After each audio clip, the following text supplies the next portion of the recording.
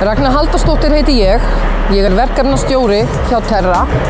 Terra er sem sagt fyrirtæki sem sér söfnun og flokkun á úrgangi og endurvinnsluefnum. Bylgjupappinn er náttúrulega verðmætastar hráefnið, þetta svo sterkar trefjar og eftir að endurvinna bylgjupappan alltaf 7 sinnum. Serióskassan og þannig umbúðir, það er rauninni bara endurunnið aftur í samskonar umbúða pappír. Eins og maður sér á serióskassanum í dag, að það, maður hefur stundum séð að hann er auðsjáanlega úr endurinn og það er bara merkingar líka ofta á þessum kössum. Bylgjupappinn, hann fer þarna sem MS, það er sem sagt, þar fer hann yfir í hinum megin og svo sjáðu þið að hérna kemur pappirinn. Bylgjupappinn þurfti að vera brúnn en það er eftir að kenna henni, hún lærir. Þannig að hún er farin að flokka til dæmis eins á Coca-Cola flekana og bjórflekana sem eru með litum og munstri og svona. Þannig að hún er farin að læra það, þannig að það er eftir að kenna henni. Við höfum það markmiði að skilja ekkert eftir, það er eitt af því sem við vinnum eftir og við erum að vinna innan hringrásar hagkerfisins og viljum þannig stuðla að því að sem mest haldist innan hringrásarinnar í þessu hringrásar hagkerfi. Við höfum staðið í þessu, cirka 4 áratugi sem við höfum verið að vinna því að safna þessum efnum frá stofnunum, fyrirtækjum, sveitafélögum og jafnvel almenningi. Þannig að ég mun í erindinu mínu hér á eftir fjalla pappírsendurvinnslu, hvað við gerum við pappírinn, hvað fyrirland fer í og svo hver er staðan í málaflokknum.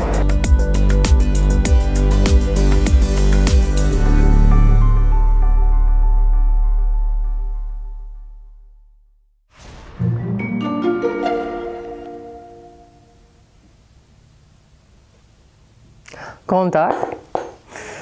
Já, ég ætla að fjalla hérna endurvinnslu á pappír og ætla svo að aðeins að fjalla svolítið umhverfismál, af hverju erum að þessu og svona hvað er framundan. Þannig að ég ætla að vera með glærur sem ég mun sýna ykkur og kynna hvað við erum að gera hjá Terra og hver Terra er.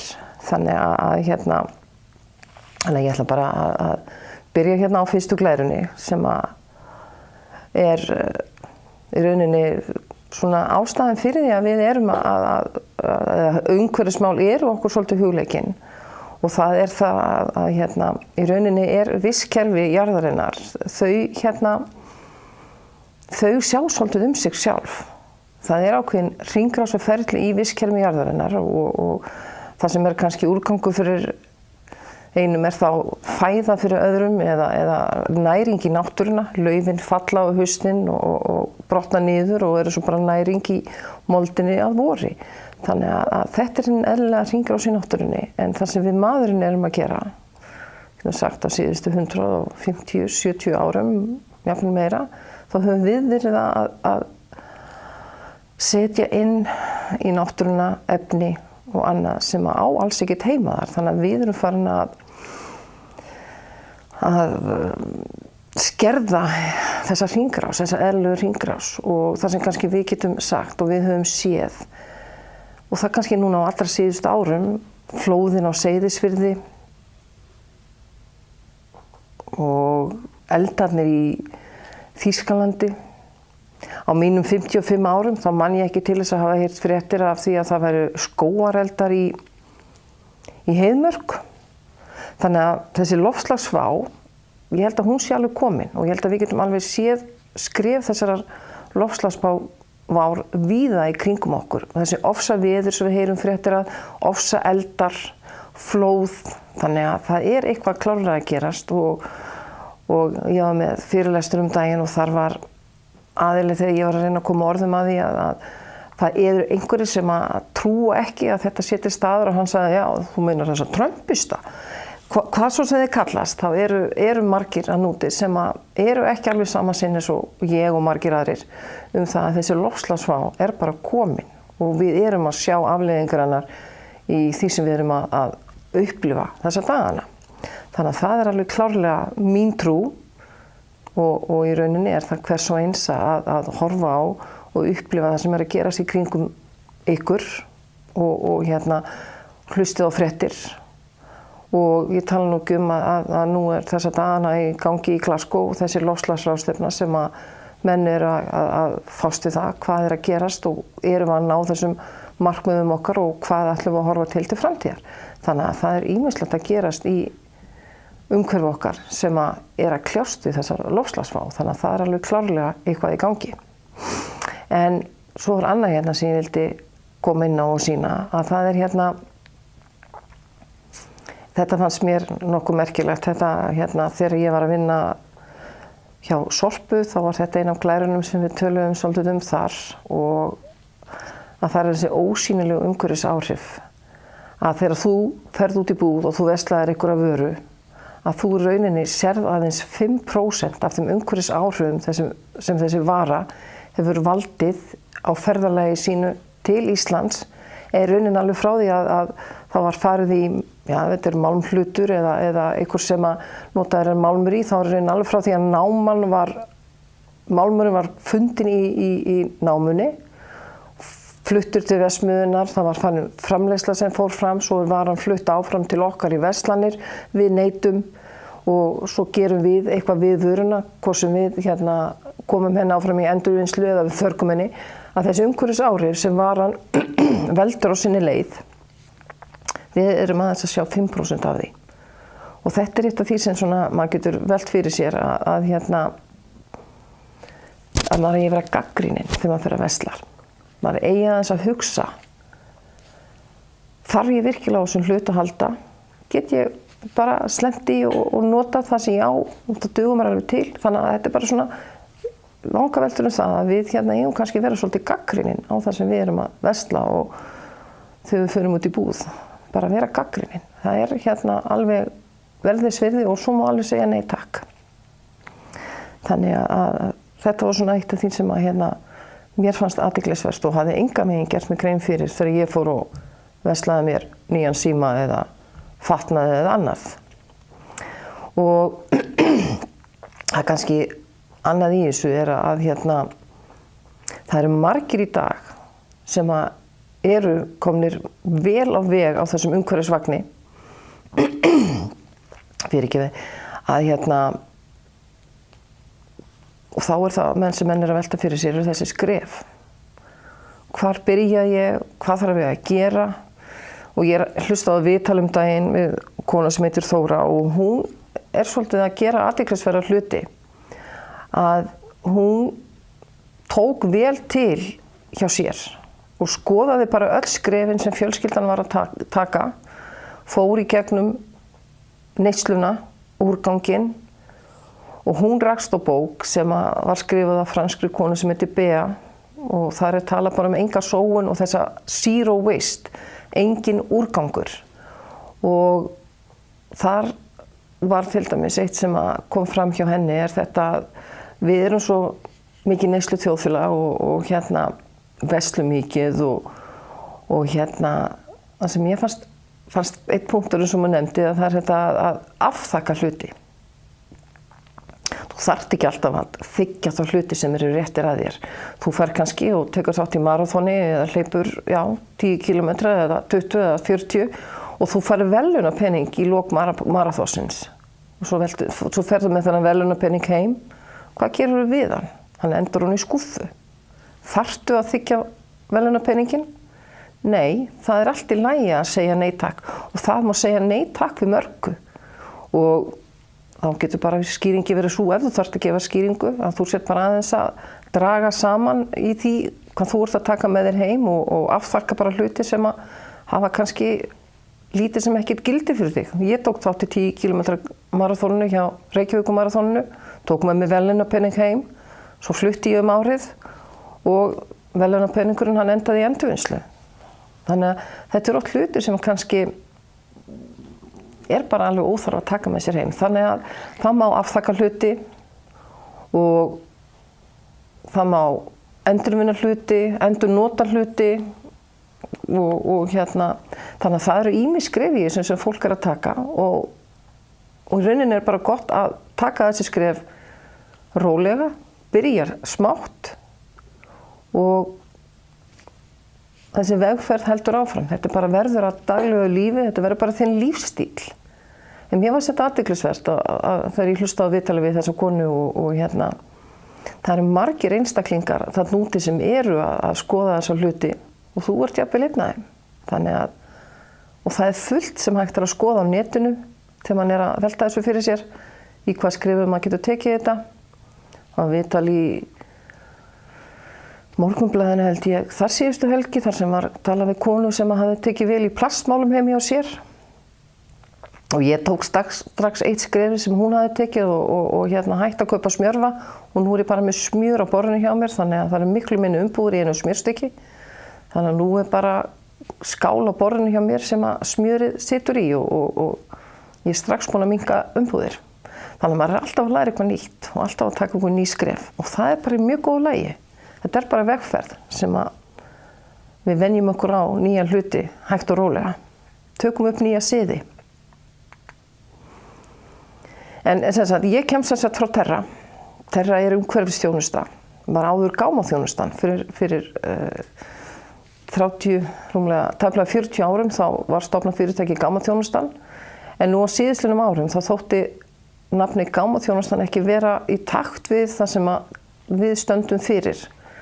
Við hugum að hringrásarhagkerfinu, við vinnum með þetta hugtak Zero Waste og við viljum skilja ekkert eftir.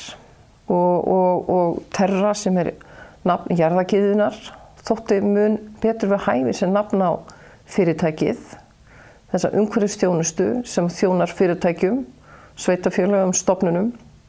Þannig að þetta eitt af því sem við viljum vinna að, því að við þjóðfélagið, samfélagið erum bara að drukkna úr afgangsefnum, úrgangi sem þarf að finna betri farveg og í rauninni þetta orð úrgangur, rusl, sorp, það svolítið kannski á útleið vegna þess að í dag erum við bara meira og minna með hráefni í höndunum sem að hægt að finna annan farveg. Þetta eru auðlindir sem koma frá okkar gjöfulu jörð og við einfaldlega verðum bara að fara betur með þetta sem við erum með í höndunum og koma því í réttan farveg. Í gamla daga var ekkert mikið rusl. Amma mín, hún fékk afgangsskatt gefið og hún prjónaði sokka og vettlinga á okkur krakkana og öskjur, pokar. Þetta var bara notað aftur. Ég man eftir hveitisekkjunum, hvítir hveitisekkir. Þeir voru bara teknar úr þegar voru saumaðir nýjir hlutir.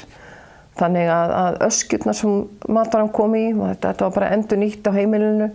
Þannig að það sem féll til var í rauninni ekkert svo mikið. Þannig að ruslið hefur bara margfaldast frá svona, ætla mig ekki segja, upp úr 1960 þegar plasti fór að koma á markaðinn. Fyrir ekki að þá bara gjörbreyttist þessi sorp úrgangsmál. Og þá fór að falla til í mun meira mæli ruslið sem að falla frá okkur. Þannig að það var áður fyrir bara litlu hent og var bara mest allt nýtt. Matarsóun var ekki til vegna þess að afgangar voru bara nýttir. Og það sem ekki var hægt að nýta, það fór í hænurnar, hundina eða köttinn. Þannig að þetta var bara gjörólíkur heimur, en við erum bara ekki þannig í dag. En, eins og ég sagði áðan, það eru einhverjir einstaklingar hana, svona grasrótar einstaklingar sem eru farnar að huga betur að þess en við. En það geta allir komið á vagnin, það geta allir tekið upp þessa hluti og breytt sínum lífstíl. Þannig að ég ætla að halda áfram og ég ætla aðeins að segja okkur frá hvað Terra að gera. Við sem sagt störfum á öllu landinu, við rekum starfsstöðvar víðs vegar landið. Þannig að við erum á Ísafirði og við erum á Reyðarfirði, Vesturlandi og Akureyri. Þannig og þar bara erum við að þjóna einstaklingum og fyrirtækjum og stofnum með sama hætt og hér á höfuðborgarsvæðinu og öll erum við bara Terra. Og við þegar við nálgumst okkar viðskiptavini þá eigum við samtal við viðskiptavinin og við spyrjum í rauninni hvað viðskiptavinurinn vilja gera, hvað hann sé að hugsa í sínum úrgangsmálum og viðskiptastjórarnir okkar, þeir bara spjalla við viðskiptavinin og það ákveðið að við ætlum að taka þessa flokka og við þurfum þessi ílát og þess fá jafnvel fræðslu til starfsmanna þar sem við förum í gegnum áherslurnar og hvernig eigi að flokka og hvað eigi að gera. Og svo er árlegur fundur með viðskiptavini og þá er tekið upp, ok, er þetta að gera eitthvað betur, getum við einhverju breytt. Þannig að við fylgjum viðskiptavinunum alveg eftir og eigum samtal við hann og skoðum með honum hvernig gengur. Þannig að þetta er svona stuðningur við þá sem koma í viðskipti við okkur hjá Terra. Og síðan erum við með þjónustu við okkar viðskiptavina. Við erum með mínar síður. Þannig að þú sem viðskiptavinur getur farið inn á mínar síður og þar getur þú séð hvað þú ert að flokka mikið, skoða þína reikninga, skoða hvað ílát þú ert með, skoða allar færslur og ýmislegt annað. Þannig getur þú rauninni bara séð hvað við erum að gera fyrir þig og þú kannski ert að halda grænt bókhald og þá getur þú bara sótt þínar úrgangstölur og þær líta í rauninni svona út eins og hérna á næstu glæru. Að þá sérðu bara ok, staðan hjá okkur er þessi að við erum bara askoti góðu því að flokka og þú sér hvaða flokka þú ert að flokka í og þannig getur þú fyllt út þitt græna bókhald. Þannig að þetta eru rauntíma tölur hjá vel flestum. Það eru sum fyrirtæki reyndar sem eru að skipta reikning, þau eru í húsfélagi, þannig að þá er reikningnum skipt á nokkra aðila og þá birtast tölurnar einu sinni í mánuði hjá þessum aðalum því það hangir svolítið með reikningnum, hvað hver og einn er að borga, það hanga prósenturnar svolítið á því. En þetta er allt þetta að skoða og ef það er eitthvað sem fyrirtæki vilja gera betur eða þurfa að láta skoða hjá sér, að þá bara tala þeir við sinn viðskiptastjóra og það er hægt að bjarga því. Þannig að við komum á móts við þarfir viðskiptavina. En í rauninni þá ætlaði ég aðeins að fjalla svolítið af magnúrgangs sem er í gangi á Íslandi. Ég sá hjá Umhverfisstofnun að árið 2019 þá voru 1100.000 tonn sem féllu til á Íslandi. En samt þó að þetta magn væri, þá var ágætis endurvinnsla í gangi og við höfum alveg náð árangri í úrgangsmálum hér á Íslandi. Þannig að við erum alveg komin vel á veg. En það er kannski það sem var svolítið skrítið við þessar tölur árið 2019 að það var svolítið mikið byggingarár. Að óvirkur úrgangur var svolítið stór hluti af þessu og það kannski breytti í rauninni þessu hlutfalli á milli ára að endurnýtingin fór svo hátt. Þannig að því endurnýtingin fór í alveg 18% en þá má segja að þessi langstærsti hluti, óvirki úrgangur sem kom í Álfsnes að mestu á urðunarstaðinn þar eða sem sagt var nýttur þar bara sem fyllingarefni á urðunarstaðnum, að hann í rauninni hækkaði þessa prósentu umtalsvert. Þannig og þessi hlutfall að endurvinnsla úrgangi í þessum heimilisúrgangi var 39%. En það kannski verður að segja að þessi heimilisúrgangur er ekki bara frá heimilunum per se vegna þess að það er sömuleiðis sambærilegur úrgangur frá fyrirtækjum. Því að það sem fellur til frá fyrirtækjum sem er sambærilegur úrgangur og heimilin að skila af sér, það fellur inn í þessa sömu tölu. Þannig að við viljum ná þessari tölu upp vegna þess að Ísland er alls ekki að standa sig sambærileg og önnur Evrópulönd. Við erum svolítið á eftir þeim. Þannig að það þarf að taka til bæði hjá heimilum og fyrirtækjum til þess að ná þessari tölu upp. Þannig að við viljum gera betur þar. Og það er ýmislegt í gangi hjá umhverfisráðherra. Hann hefur verið að setja fram og breyta lögum í úrgangsmálum og þannig að það er ýmislegt framundan. Og við vitum að úrgangur, kostnaður úrgang mun hækka vegna þess að það er bara dýrara að koma blönduðum úrgangi sem að fólk hefur ekki flokkað í farveg og það verður bara dýrara að urða úrgang og það mun hækka í gjaldskrám hjá bara öllum. Það muni allir finna fyrir því og þannig að það að flokka vel. Við tökum eins mikið og við getum út af þessum blandaða úrgangi, þessu rauninni sem yfir fullar af hráefnum sem við getum flokka betur, að við lækkum kostnaðinn okkar með því að taka þennan blandaða úrgang og flokka eins mikið þar og við getum plastið, pappirinn, lífræna úrganginn, matarleifarnar og málma. Það ýmislegt þarna sem eru hráefni í endurvinnslu og þar með lækkum við kostnað ef við náum að lækka þennan kostnað við blandað úrganginn. Svo annað framundan að það nefndir í gangi hjá sveitarfélögum á höfuðborgarsvæðinu sem að taka þetta sem kom fram hjá umhverfisráðherra með það að það eigi að samræma flokkun á landsvísu. Að við öll að geta gengið að í vísu, sama hvar við erum á landinu, sama í hvað sveitarfélög við búum, að við flokkum öll eins. Og þar eru 7 flokkar, það pappirinn, það plastið, það lífrænn úrgangur, það textíll, það málmar og það skilagerðskyldar umbúðir og þetta allt sem við verðum lögbundin til að flokka. Þetta verður bara eitt af því sem að allir munu flokka í og það sömuleiðis verið að tala að lögaðilar, fyrirtæki verið skyldur til að flokka þetta líka. Þannig og við munum geta gengið að þessu vísu að á öllu landinu verði flokkað eins. Þetta mun taka okkur tíma, sveitarfélög þurfa aðeins að móta hjá sér hvernig þau ætla að gera þetta. Hvaða tunnur verða við heimilið og hvaða tunnur, eða grenndargámar, hvað fyrir grenndargáma og sveitarfélögin að skoða þetta. Í Reykjavík þá aðeins komin drög að þessu, þeir eru með síðu sem heitir Ekki rusl og inn á þessari síðu Ekki rusl eru þeir sem með tunnurnar sem þeir eru að bjóða íbúum á höfuðborgarsvæðinu í Reykjavík fyrirgefið upp á. Og það eru nokkrar tunnur, það núna nýjasta tunnan lífræna tunnan.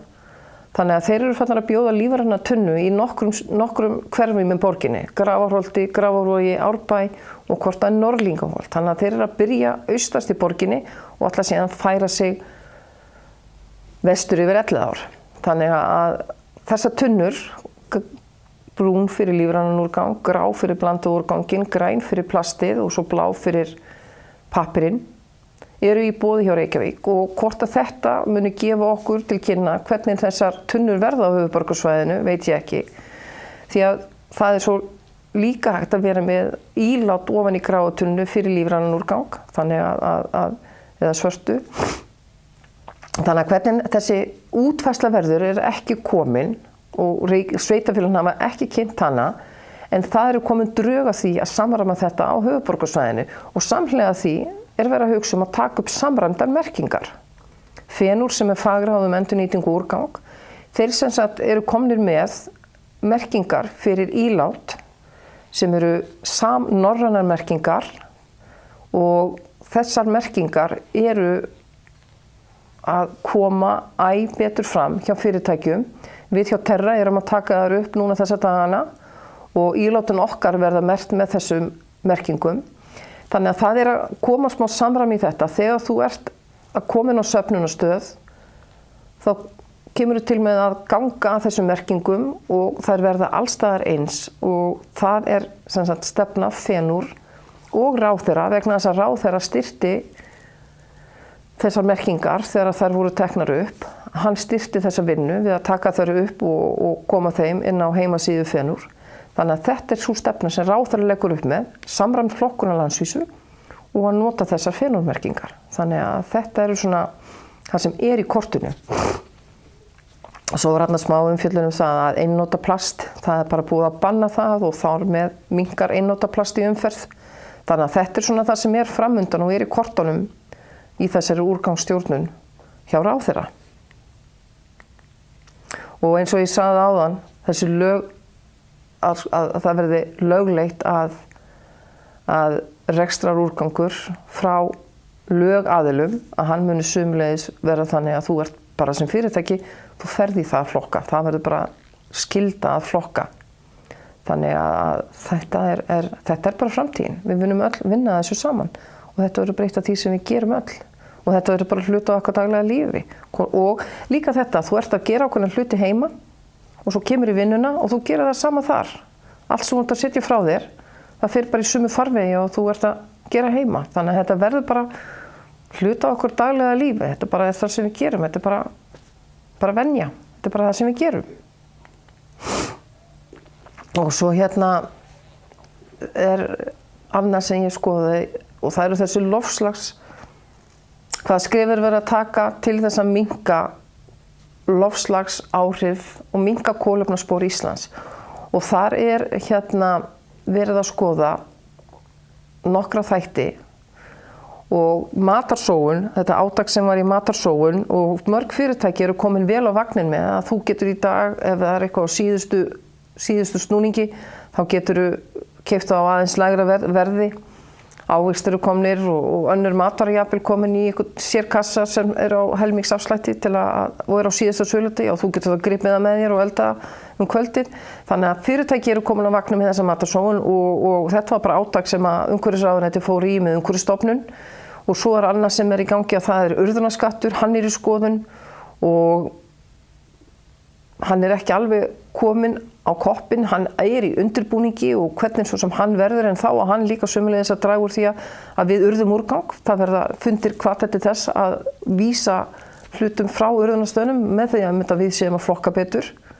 Þannig að þetta eru hlutir sem að eiga að stuðla því að við náum þessum markmiðum að draga úr umhverfisáhrifum Íslands og minnka loftslagsáhrifin frá Íslandi. Þannig að það eru ýmis skref sem eru í skoðun til þess að ná því og ráðherra setti sem sagt fram stefnu hérna í þessu hringrásarhagkerfi og í þessari stefnu eru einhver 50 skref til að draga úr og gera okkur meira aktív í þessu hringrásarhagkerfi.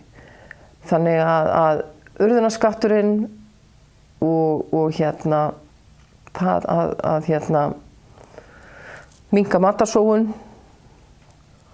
eru þættir sem að við viljum huga að og taka þátt í að hérna komi til með að stuðla því að við gerum betur hér á Íslandi. Og annað sem að ég rakst á sömuleiðis í þessari skoðun minni og samtali við Umhverfisstofnun það að því ég fekk ábendingu það að menn voru ekki alveg vissir það hvort að þessar umbúðir sem var í notkun og hérna menn voru að velta fyrir sér, það voru komnar hérna 2 nýjar kaffiumbúðir og annarri stendur compostable og menn höfðu eitthvað verið að velta fyrir sér hvort það væri virkilega hægt að setja þær með lífrænum úrgangi og ég veit allavega ef þú setur það í lífræna kassaðinn eða þú ert með moltugerð heima þá brotna þeir ekki niður í þeim kassa þessar umbúðir frá te og kaffi. Heldur í rauninni er það meiri iðnaðar vinnsla á lífrænum úrgangi því mér skilst að Sorpa hafi pröfað að setja það í gegnum þessar nýju stóru verksmiðju sínar Gæju og þar brotnaði þetta niður en sú vinnsla var eitthvað 16 vikur til þess að sjá þennan poka brotna niður í gegnum þá þessa fyrstu 10 til 12 daga þegar þeir setja þetta inn í ákveðið hólf í Gæju þar sem að þetta er undir ákveðnu raka og hitastigi og síðan fer þetta í moltugerðina þar sem að er lífræna efnið er tekið út og sett í svona stóra hrúgur og þessu er velt og stýrt áfram og hérna þannig að það eru ákveðnar aðgerðir sem að hlutir þurfa að fara í gegnum og það er ekkert alveg sjálfgefið ef það stendur á því compostable þú getur sett það út í moltuvinnsluna út í garði. Það er ekki endilega að það brotni niður þar. Heldur að þarf þetta oft meiri iðnaðar moltuvinnslu. En sem ég heyrði hjá Umhverfisstofnun að þau eru að vinna því þessa dagana að setja fram einhverja leiðbeiningar fyrir fyrirtæki þegar þau eru að skoða val á umbúðum og að umbúðin sé sem sagt endurvinnanleg að þeir eru að vinna því að setja fram einhverja leiðbeiningar og það er í vinnslu hjá þeim þannig að fyrirtæki sem eru að skoða nýjar umbúðir geti þá farið og skoða þessar leiðbeiningar. En öllu jöfnu hafa fyrirtæki bara, hvort sem það eru þessi kaffifyrirtæki eða hérna önnur fyrirtæki sem hafa verið að breyta umbúðunum sínum og fara úr plasti í pappír eða eitthvað annað. Við erum að sjá mikið af því núna þessa dagana og þú ert að fá hakkið í bakka í dag sem pappaumbúð og plast ofan í pappaumbúðuna en þú getur rifið plastið af. Þannig að fyrirtæki eru bara að skoða þetta og svo ráðfæra þessu við Byrgja sem eru með alls konar umbúðir sem þeir eru að flytja inn. Þannig að menn eru að skoða að finna umbúðir sem eru endurvinnanlegri líka til að hjálpa okkur að draga úr því sem fer í urðun. Þannig við getum auðvitað að flokka þetta. Og þetta bara eitt af þessum verkefnum sem eru í gangi að við viljum geta gengið að hlutum út í búð sem eru minni umbúðir, endurvinnanlegar umbúðir eða jafnvel bara farið með okkar eigið ílát í verslanir. Ég veit að það var hægt hér fyrir COVID og ég veit ekki hvort nema það sé að koma aðeins inn aftur en þá gastu farið og fengið beint í þitt ílát í kjötborðinu eða fiskborðinu og þetta kannski það sem við komum til með að sjá í enn meira mæli og þetta bara til þess að minnka þær umbúðir sem við tökum með okkur heim. Og hvaða ávinningur þetta fyrir okkur? Við sem fyrirtæki. Jú, það minni úrgangur hjá þér. Það tækifæri til að endurvinna og endurnýta. Þú ert með tölur í grænt bókhald og mögulega lægri úrgangskostnaðar af því þú setur minna í urðun sem dýrasti flokkurinn. Og svo þetta bara samfélagslega gott fyrir okkur sem samfélag. Fyrir einstaklinginn, fyrir fyrirtækið, fyrir samfélagið, fyrir jörðina. Við eigum aðeins eina jörð og við verðum að fara vel með hana. Þannig að það að draga úr þessum auðlindum í urðun, það bara gott fyrir samfélagið í heild. Minnka sóun auðlinda og það það sem við viljum gera. Draga úr því. En að ég á að vera að tala um pappír í dag. Pappír náttúrulega hráefni sem við erum að nota og tökum heim í umbúðum. Bylgjupappinn, hann hvað besti pappirinn til þess að endurvinna. Þetta eru sterkar trefjar, þetta góð umbúð, sterk og hægt að endurvinna alltaf 7 sinnum og það kannski spurningin sem ég fæ oftast þegar ég að fjalla um pappír og pappírsumbúðir hversu matarmengaðar mega að vera. Hversu mikla matarleifar mega að vera í umbúðinni svo hún megi flokkast með í pappan. Og það í lagi þó það sé smá matarsmit, smá olíublettir eftir pítsuna en ef að umbúðin gegn sósa af þessum matarlegum þá setjum við það frekar í ruslið. Þannig að þó það sé smá smit að það í lagi að setja pappirinn þannig í endurvinnslu. Því að endurvinnsla á pappír, hann kurlaður niður, hann leystur upp í heitu vatni þannig að trefjarnar losna í sundur og svo þessu fleytt áfram í framleiðslu. Og það sama gerist ef við förum í blandaða pappírsumbúðir. Að þá það sömuleiðis gert með þessum hætti að þær eru tættar upp. En varðandi flokkun á pappír, ef við tölum aðeins hvernig flokkun á pappír hefur þróast á Íslandi, þá raunum að segja að pappír, hann fór að flokkast frá blönduðum úrgangi allt í árdaga þegar Sorpa opnaði 1991.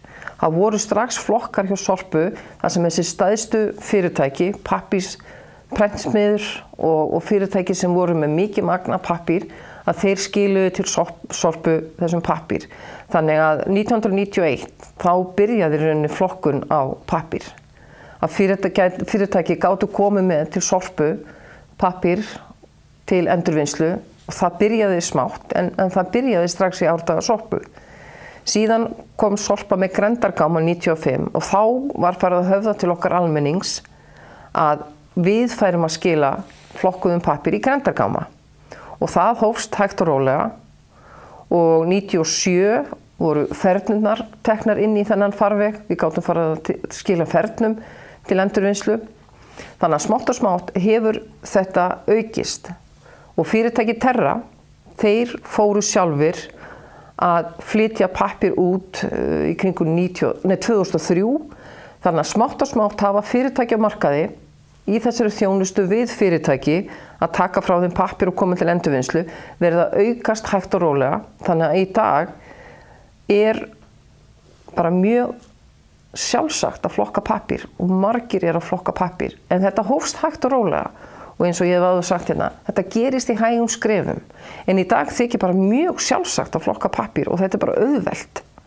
Og það bara mjög sjálfsagt og auðvelt að flokka þennan pappír.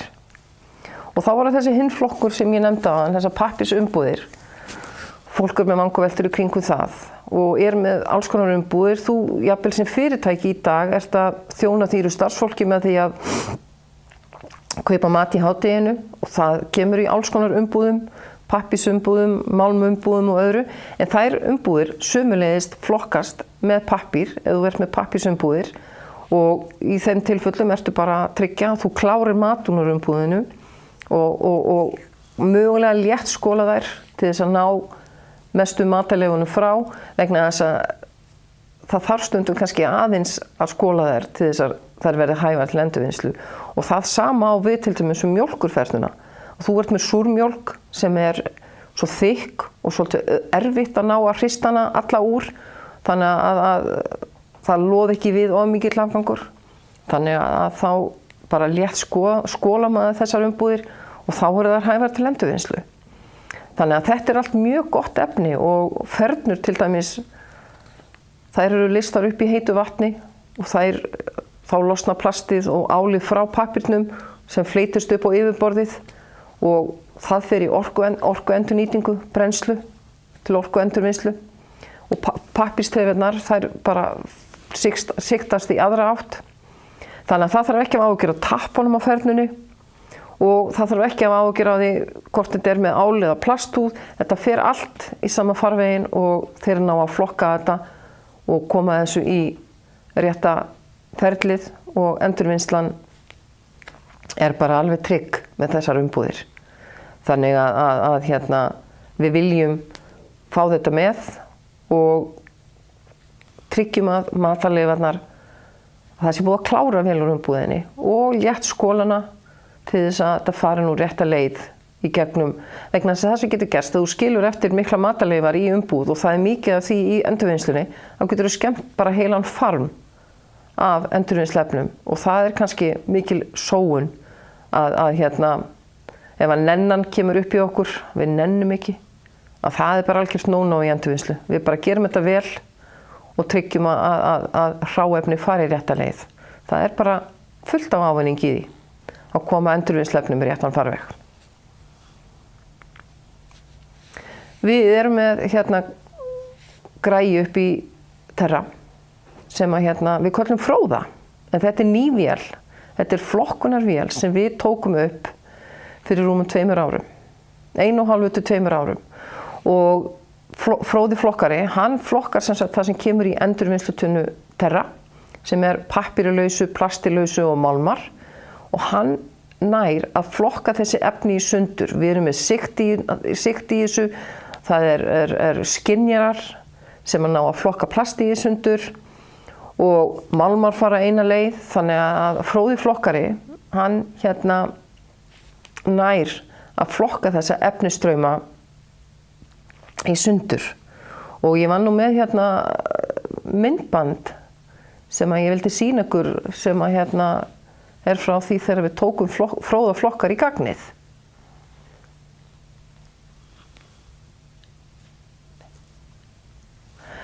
Nei, það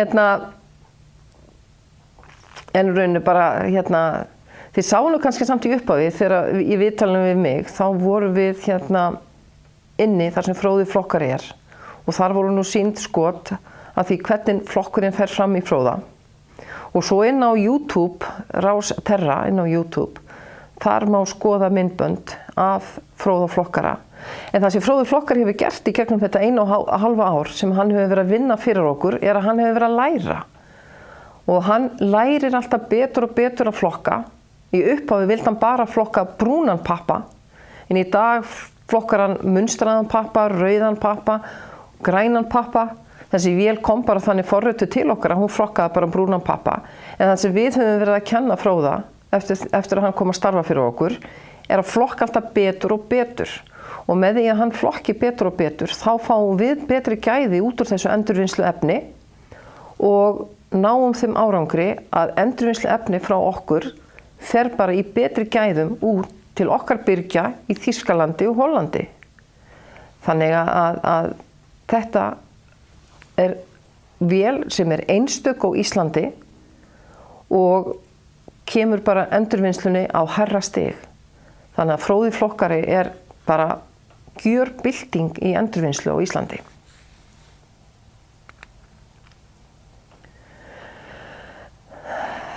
Ef við horfum þá á þennan árangur sem við náum í flokkun, að við erum náttúrulega komin ágætlega vel á veg í flokkun og við höfum náð því að flokkun hér heima komin ansi vel á veg og þessi tafla sem hérna þróun í magni úrgangs í sorptunnunni og þetta eru tölur sem komu frá Sorpu en árlega þá framkvæmir Sorpa húsasorpsrannsókn sem þeir kalla. En hún fer þannig fram að það eru tekin 100 kíló úr hverju póstnúmeri sem á höfuðborgarsvæðinu. Og það sem sagt farið í gegnum það sem í þessum 100 kílóum og það bara flokkað niður í smæstu einingar má eiginlega segja. Við erum að horfa á þarna að flokkunin hátt í 20 flokkar sem þarna flokkað í og þessar tölur sem þarna koma fram sýna okkur að magnið í blönduðu tunnunni hefur minnkað umtalsvert frá því að við tókum upp bláu tunnuna til dæmis árið 2011 og magn þess sem að koma fram í þessum tölum sýna svo glöggt hvað við erum að ná fram og þessi árangur sem þessi flokkun að ná með því að draga fram það sem í grátunnunni. En mér skilst að núna getum við hort örsnögt á Fróða flokkara og hvernig hann vinnur. Það eitt örstutt myndband.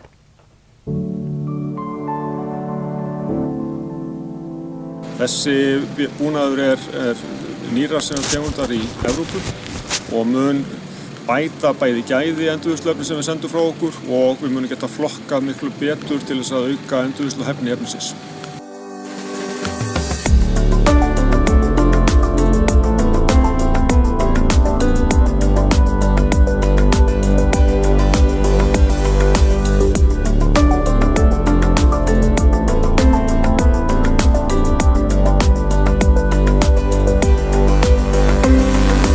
Þessi vélbúnaður keyptur til þess að gjörbylta meðhöndlun endurvinnsluefna hjá okkur hér í Berghellu og hjá okkar starfsstöðvum á öllu landinu og getur mögulega flokkað fyrir fleiri en okkur.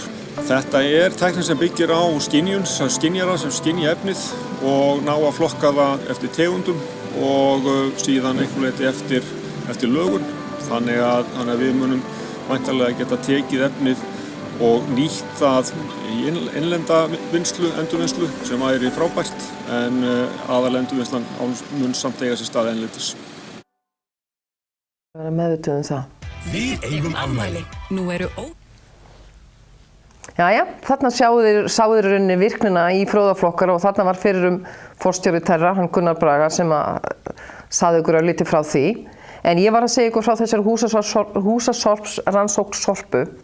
En með því að fara í gegnum það sem íbúar eru að henda í gráu tunnuna, þá þetta að skapa hvata, finna leiðir til að höfða betur til fólks hvað það þarf að gera betur til að ná að flokka enn betur það sem fer í tunnuna og minnka bara það sem fer í gráu tunnuna og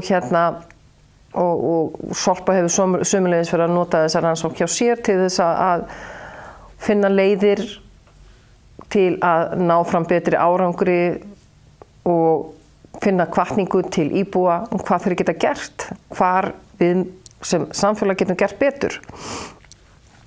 Og þessi rannsókn sem sagt sömuleiðis sett fram til þess að mæta því að það ákveðin rekjaleikir sem við þurfum að geta sýnt fram á með úrganginn og skila gögnum til eftirlitsaðila og þess háttar. Þannig að þetta bara tól sem að Sorpa hefur notað í fjölda ára til að finna og þróa endurvinnslufarvegi. Hvar getum við gert betur, hverju getum við náð út úr tunnunni. Þannig að þessi rannsókn hefur verið í þróun og vinnslu hjá Sorpu alveg frá 1993-94. Þannig að þetta bara rosa gott tól sem Sorpa komið þarna með í höndurnar til að sjá þróunina á því magni sem í gráu tunnunni. Og það sem hefur að fara í gráu tunnuna hefur bara gjörbreyst í gegnum árin. Og íbúar hafa minnkað blandað úrganginn alveg heilmikið og eru að koma móts við þessar nýjungar sem settar eru fram, grenndagamman á sínu tíma og síðan bláu tunnuna, grænu tunnuna.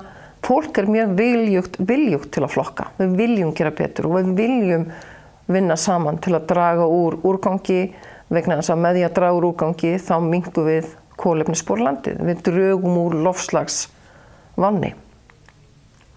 En þessi glæra sýnir að það enn þessar tölur eru frá 2019. Sorpa viðsjónlega gat ekki framkvæmt þessa rannsókn út á COVID 2020. En þessi glæra sýnir að þetta sömuleiðis, það skoðaður rekstrarúrgangur. Það fengin sömu kílóin frá þessum söfnunaraðilum á markaðinum og í tölunum frá þeim, þegar búið var að skoða magnið sem þeir komu með til Sorpu og var farið í gegnum, að það ennþá svolítið af lífrænu, plasti og pappír frá rekstraraðilum. Þannig að rekstraraðilar, það ennþá tækifæri fyrir þá að gera enn betur og ég veit til þess að rekstraraðilar hafa verið að taka þessi skref á undanförnum árum.